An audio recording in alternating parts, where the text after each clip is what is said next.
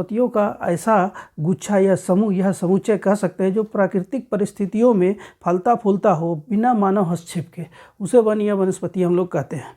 ठीक है, ये एक डेफिनेशन है। तो चलिए बात करते हैं भारत की। तो अब जानते हैं कि 2019 में जो रिपोर्ट आया था उसमें भारत में वनों का प्रतिशत क्या था। तो भारत में वनों का प्रतिशत था 21.67%। ये 2019 का वन रिपोर्ट जो अभी भी एग्जिस्ट कर रहा है 21.67%। लेकिन अब जानते हैं कि हमारी जो राष्ट्रीय वन नीति आई थी 1988 में, और इसके अनुसार क्या होना चाहिए 33% आदर्श वन स्थिति। लेकिन हमारे पास अभी क्या स्थिति है, तो यह 21.67% है।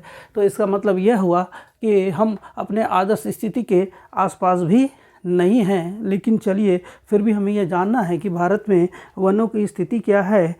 तो चलिए सबसे पहले देख लेते हैं कि वन या वनस्पति का जो विभाजन, तो मूलतः अब जो विभाजन होता है वो जलवायु पर आधारित होता है। लेकिन स्वतंत्रता से पहले या फिर औपनिवेशिक काल में क्या होता था कि यहाँ एक जैसे पौधों की अधिकता के आधार पर विभाजित कर लिया जाता था। तो चलिए क्यों ना देख ले पहले औपनिवेशिक काल में वनों का विभाजन जो होता था उसको देखते हैं।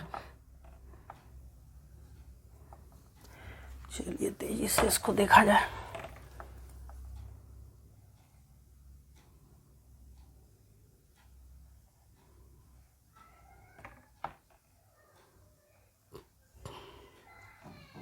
हम लोग अभी देखेंगे इसको औपनिवेशिक काल के समय का विभाजन की बात। ठीक है,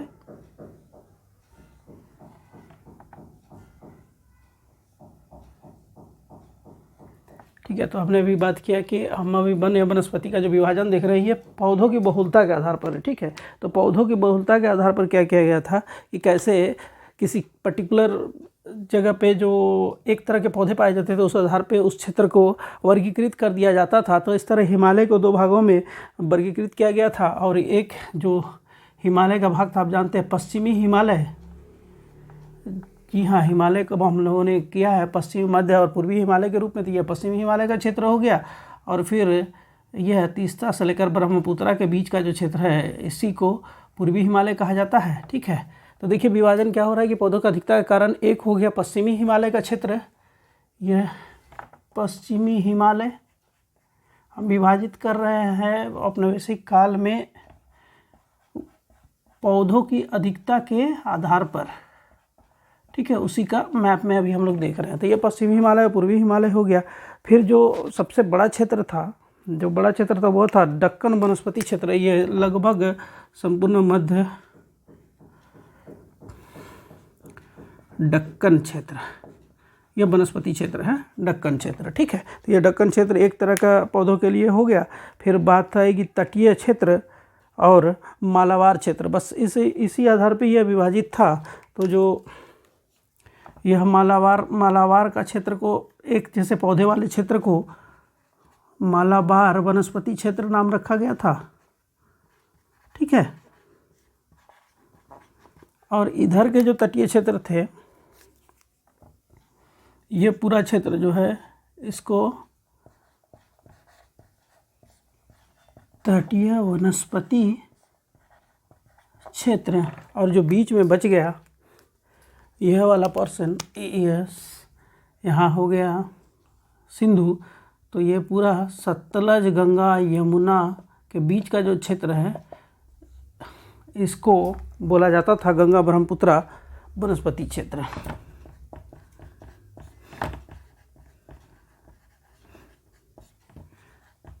वनस्पति क्षेत्र।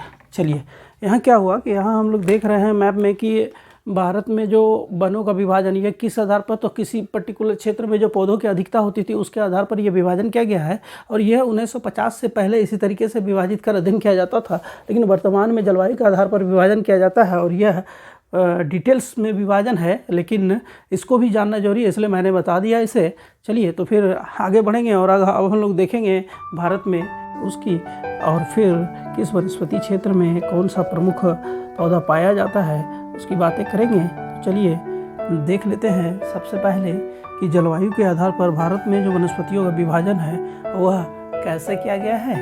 तो ये जो विभाजन हो रहा है वनस्पति का, ये आधार है जलवायु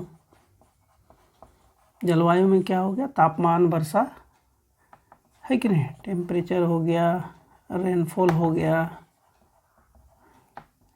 इसके आधार पे जो वनस्पति डेवलप कर रहा है उसके आधार पर ये विभाजन है। और इस विभाजन में हम भारत में पाए जाने वाले हर तरह के जो वनस्पति है उसको कवर कर लेंगे। ठीक है, तो चलिए सबसे पहले बात कर लेते हैं और बात करेंगे उष्णकटिबंधीय सदाबहार वन की। उष्णकटिबंधीय सदाबहार, ठीक है, यहाँ सीरियल नंबर दे रहा है 1, उष्णकटिबंधीय सदाबहार वन की। तो चलिए उष्णकटिबंधीय सदाबहार वन में क्या है कि यह इसका भी विभाजन 3 तरह से करके इसका डिटेल्स में अध्ययन किया जाता है। और जो उष्णकटिबंधीय सदाबहार वन है उसमें भी अत्यधिक वर्षा क्षेत्र, कम वर्षा क्षेत्र और शुष्क क्षेत्र के आधार पर इसका विभाजन हुआ है। तो इसका जो विभाजन हुआ है चलिए देख लेते हैं। वन का ए, और ये हो गया उष्णकटिबंधीय, ठीक है, आर्द्र सदाबहार वन, ठीक है, उष्णकटिबंधीय आर्द्र सदाबहार वन। फिर इसका बी, उष्णकटिबंधीय अर्ध शुष्क, मतलब सूखा भी और आर्द्र भी वाली स्थिति है, अर्ध शुष्क सदाबहार वन, ठीक है। और सी क्या हो जाएगा, तो उष्णकटिबंधीय शुष्क सदाबहार वन, उष्णकटिबंधीय शुष्क, हाँ, सदाबहार वन। चलिए, तो हम लोगों ने अभी क्या देखा कि उष्णकटिबंधीय वन, सदाबहार वन जो है उसका कैटेगरी देखे तो उष्णकटिबंधीय आर्द्र सदाबहार वन, उष्णकटिबंधीय अर्ध शुष्क सदाबहार वन, उष्णकटिबंधीय शुष्क सदाबहार वन। तो चलिए इसको मैप में भी देखते चले तो कन्फ्यूजन नहीं होगा, है ना। तो सबसे पहले चलिए देख लेते हैं कि जो उष्णकटिबंधीय सदाबहार वन है वह कहाँ पाया जाता है। चलिए ग्रीन कलर ही यूज करेंगे। तो आप देखेंगे जो पश्चिमी घाट का जो क्षेत्र है यहाँ यही पाया जाता है, ठीक है। और यहाँ भी जो पूर्वांचल हिमालय को अगर छोड़ दिया जाए तो यहाँ भी वही पाया जाता है, ठीक है, ठीक है। ग्रीन कलर से जो डिनोट कर रहे हैं ये क्या हो गया, तो डिनोट कर रहे हैं, तो ये हो गया 1A क्या है, तो उष्णकटिबंधीय आर्द्र सदाबहार वन। आप देख रहे हैं कहाँ है, तो ये मालाबार तट में पूरा देख सकते हैं, मतलब पश्चिमी घाट का क्षेत्र। और फिर पूर्वोत्तर राज्यों का वो क्षेत्र इसमें दिख रहा है। और फिर अगर बात करें कि उष्णकटिबंधीय अर्ध शुष्क क्षेत्र, तो उष्णकटिबंधीय अर्ध शुष्क क्षेत्र जो है वह हमें मिलता कहाँ है, तो यह हमें मिलता है हिमालयन बेल्ट में, ठीक है। तो ये हिमालय बेल्ट में छिटपुट ये मिलता है, हिमालय का पूरा करेंगे हम लोग, ठीक है, हिमालय में छिटपुट मिलता है। तो चलिए यहाँ भी लिख देते हैं, हिमालयन बेल्ट का लिखना शुरू कर रहे हैं। यहाँ क्या मिल गया हमें, 1A, और 1A क्या है, तो उष्णकटिबंधीय आर्द्र सदाबहार वन, ठीक है। 1A नहीं, हम बात कर रहे थे उष्णकटिबंधीय अर्ध शुष्क, ठीक है ना, मतलब अर्ध शुष्क वन की। तो ये है 1A, तो ये सदाबहार मतलब हमेशा घना और बहुत ज़्यादा बारिश वाला क्षेत्र की बात कर। ये जो है यहाँ बहुत ज़्यादा बारिश नहीं होती है लेकिन अर्ध शुष्क स्थिति रहती है, वह बात है। और फिर बात करेंगे हम लोग क्या, तो हम लोग बात करेंगे उष्णकटिबंधीय सदाबहार वन ही, लेकिन यह क्या है, तो यह शुष्क है, उष्णकटिबंधीय शुष्क सदाबहार वन। तो ये उष्णकटिबंधीय शुष्क सदाबहार जानते हैं, ये पूर्वी तट में पाया जाता है, ठीक है, ये पूर्वी तट में पाया जाता है।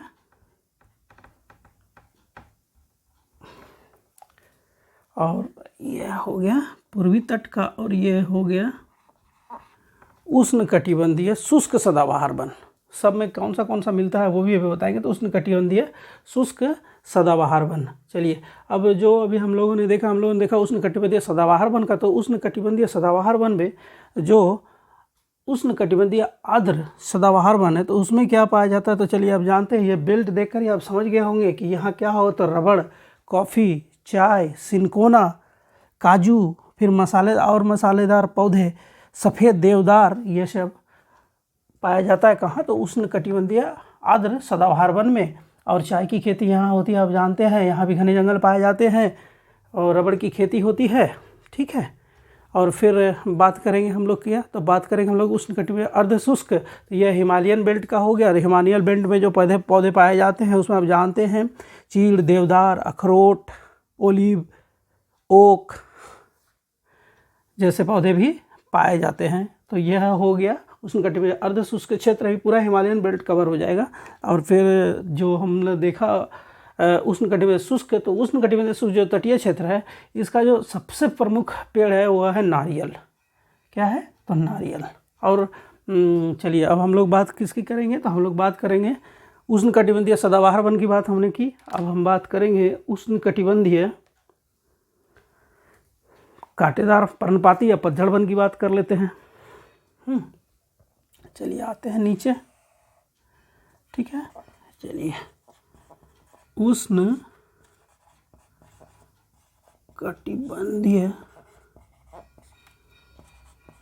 पर्णपाती या पतझड़, मैंने पत्ता झाड़ने वाला पर्णपाती, पतझड़ वन, ठीक है। इसको नंबर 2, ये कैसे भी पूरा मैप कंप्लीट हो जाएगा। तो यह हो गया नंबर 2। ये क्या होगा, उष्णकटिबंधीय पर्णपाती या पतझड़ वन। इसमें आर्द्र पर्णपाती और शुष्क पर्णपाती होगा। कुछ तो समझ में आ ही गया होगा, बिल्कुल आ गया होगा कि ये दोनों हमारे यहाँ पाया जाता है, मतलब झारखंड में। क्या, उष्णकटिबंधीय आर्द्र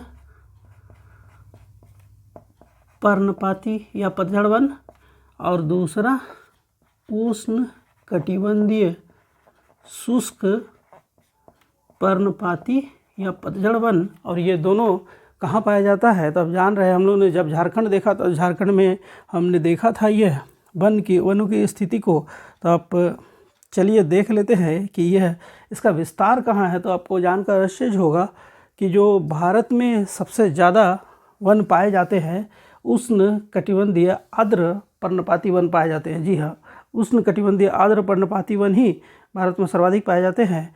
तो इसको मैप में देखेंगे। और उष्णकटिबंधीय शुष्क पर्णपाती वन, तो उष्णकटिबंधीय शुष्क पर्णपाती वन का जो क्षेत्र है वह मध्य प्रदेश, महाराष्ट्र, गुजरात से मिला हुआ क्षेत्र है। चलिए इसको हम लोग क्या लिखे, तो इसको हम लोग लिखे 2 का B, उष्णकटिबंधीय शुष्क पर्णपाती वन। और जो अधिकतर हिस्सा रह गया शेष, उसको अंत में हम लोग बताएंगे। जो मोस्ट इंपॉर्टेंट क्या है, उष्णकटिबंधीय आर्द्र पर्णपाती वन, क्योंकि ये सबसे ज़्यादा पाया जाता है। और उसमें कौन से वन पाए जाएंगे वो भी हम लोग देखेंगे अभी, ठीक है। तो चलिए इसको उष्णकटिबंधीय पर्णपाती वन के बाद अब हम देखेंगे उष्णकटिबंधीय कांटेदार वन। क्या देखेंगे, उष्णकटिबंधीय कांटेदार वन। ये डिटेल्स है, सब एक बार समझने के बाद समस्या नहीं होगी। कांटेदार वन ये तो समझ ही गए होंगे कि ये 3 नंबर, इसका 2 विभाजन, ठीक है।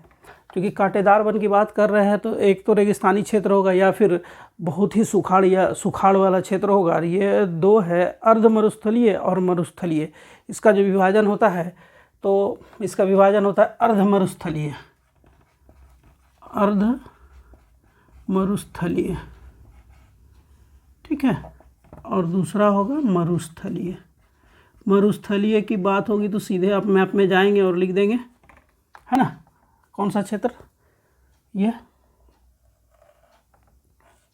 ये क्या हो गया, तो ये हमारा हो गया 3 का B, मरुस्थलीय।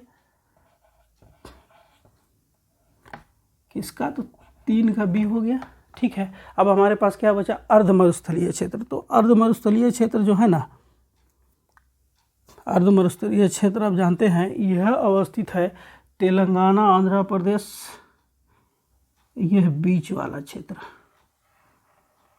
यहाँ जो है ना पश्चिमी घाट का प्रभाव है, ना पूर्वी तट का प्रभाव, ना ही कोरमंडल और ना ही मालाबार, किसी का प्रभाव नहीं। और ये जो क्षेत्र है ये क्या है, तो अर्ध मरुस्थलीय स्थिति है इसकी, अर्ध मरुस्थलीय, ठीक है। यहाँ पतझड़ प्रकृति का वन पाया जाता है और काफ़ी शुष्क होता है ये वन। पतझड़ के समय पूरी तरह से वीरान सा या डरावना सा प्रतीत होता है।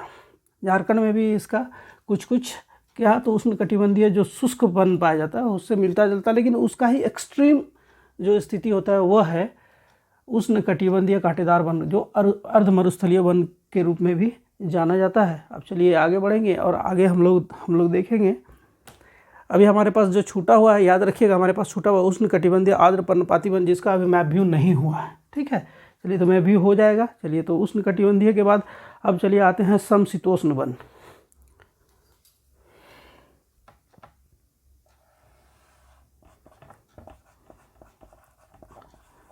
शीतोष्ण वाला शब्द आया तो सीधा सीधा हम लोग कहाँ बढ़ेंगे, हिमालय की ओर। समशीतोष्ण वन और समशीतोष्ण 4 नंबर। समशीतोष्ण वन जो है, तो समशीतोष्ण वन को हम लोग क्या कर रहे हैं कि समशीतोष्ण वन को हम लोग समशीतोष्ण आर्द्र वन और समशीतोष्ण शुष्क वन, ठीक है, इस 2 भागों में बांटकर इसका करते हैं। तो समशीतोष्ण आर्द्र वन और समशीतोष्ण शुष्क वन, और ये दोनों ऊंचाई के आधार पे ही होता है। जैसे जैसे हम लोग ज़्यादा ऊपर चले जाएंगे तो शुष्क वन मिलेगा, और जो 4000 या 5000 मीटर से नीचे के रहेंगे तो आर्द्र समशीतोष्ण आर्द्र वन मिलेगी। और ये दोनों हमें कहाँ मिलेगा, तो ये हिमालयन बेल्ट में मिलेगा। चलिए हिमालय बेल्ट को रंगना शुरू करते हैं हम लोग। अभी देखिए हिमालय बेल्ट पूरा भर जाएगा। ये पूर्वांचल हिमालय का क्षेत्र हो गया, ठीक है। चलिए तो अभी हमने देख लिया समशीतोष्ण वन को, तो चलिए अब आगे बढ़ेंगे। अब हमारे पास क्या बच गया, तो हमारे पास बचा अल्पाइन वन। और अल्पाइन वन कहाँ होगा तो जान ही रहे हिमालय में होगा। अल्पाइन वन, ये 5 नंबर। अच्छा यहाँ नंबर देना भूल गए थे, चलिए उसको नंबर भी जोड़ते जाएंगे तो दिक्कत नहीं होगी। 4 नंबर हो गया हमारे पास। 4 का A प्लस B दोनों हिमालय क्षेत्र में, 4 का A प्लस 4B दोनों ही हो गया। अब फिर बात करेंगे अल्पाइन वन की बात कर रहे हैं, तो चलिए ये 5 नंबर भी कहाँ है, तो +5 हिमालय क्षेत्र, ठीक है। 5 नंबर भी हिमालय क्षेत्र हो गया। चलिए अब क्या करना है, तो अब अल्पाइन वन, अब फिर देख लेना है हम लोग को उपोष्ण वन। उपोष्ण कैटेगरी का जो वन है निश्चित रूप से हिमालय। उपोष्ण 6 नंबर कहाँ चला गया, ये फिर हिमालय चले गए हम लोग। केवल ऊंचाई के ऊपर नीचे होने से ही सारा बदलाव, और इसलिए यहाँ सबसे ज़्यादा विविधता हम लोग को कहाँ मिल रहा है, वनस्पति की विविधता है, तो जीव जंतु सबकी विविधता वगैरह। आप जानते हैं हमारा 2 हॉट स्पॉट कहाँ है, तो हिमालय में है ना।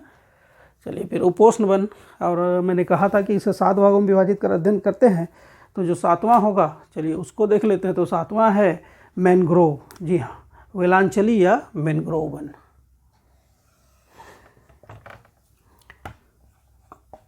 वेलांचली मैंग्रोव या मैंग्रोव, जानते हैं ये कहाँ मिलेगा, ये तटीय क्षेत्र में मिलेगा मैंग्रोव वन। हम जानते हैं विश्व प्रसिद्ध मैंग्रोव वन कहाँ है, जी हाँ, विश्व प्रसिद्ध मैंग्रोव वन सुंदरवन, ठीक है।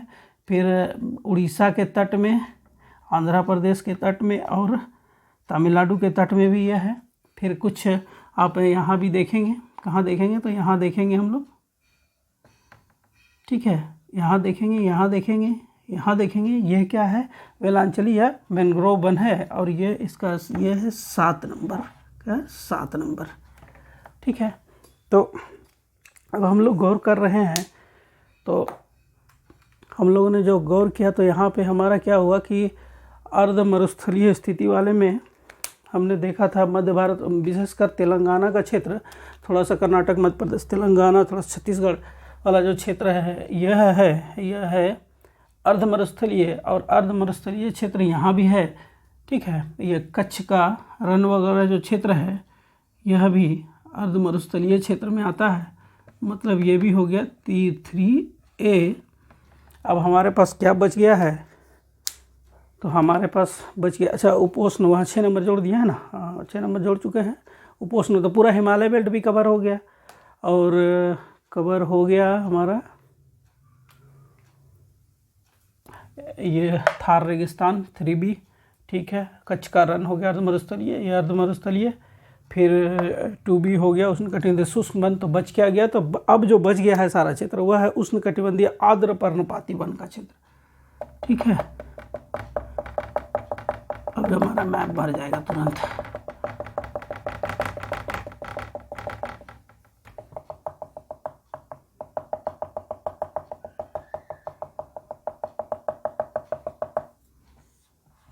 उष्णकटिबंधीय आर्द्र पर्णपाती वन 2A। झारखंड में थोड़ा सा उष्णकटिबंधीय शुष्क पर्णपाती वन, आर्द्रीय वन भी मिलता है। चूँकि भारत के परिप्रेक्ष्य में बात कर रहे हैं तो इन डिटेल्स बात हो रही है, और इन डिटेल्स बात हो रही है, इसलिए आप देख रहे हैं कि उष्णकटिबंधीय जो पर्णपाती वन, उष्णकटिबंधीय आर्द्र पर्णपाती वन की बात करें तो उष्णकटिबंधीय आर्द्र पर्णपाती वन में आप जानते हैं सागवान, शीशम, साल, पीपल, बरगद, आम, जामुन, महुआ जैसे पेड़ पाए जाते हैं। और फिर हिमालयन बेल्ट में तो जानते हैं चीड़, ओक, ओलिव, और फिर जो अर्ध मरुस्थलीय, तो अर्ध मरुस्थलीय में झाड़ वगैरह की प्रमुखता होती है। इस तरह आप अगर देखें तो भारत के वन या वनस्पति को मैप के आधार पर समझा जा सकता है कि इसका विभाजन कहाँ और कैसे है।